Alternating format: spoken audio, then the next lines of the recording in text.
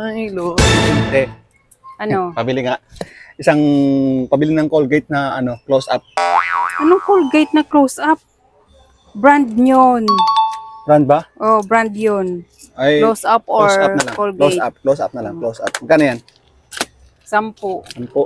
Saka yung Modest na, eto, those days.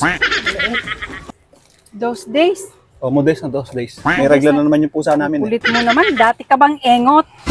Magkaiba nga yun. Brand yun. Colgate or Modest?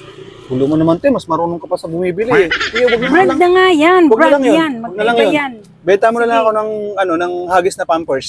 Ano na namang hagis na Pampers? Ingot-ingot ka talaga. Ihagis na kita sa ilog.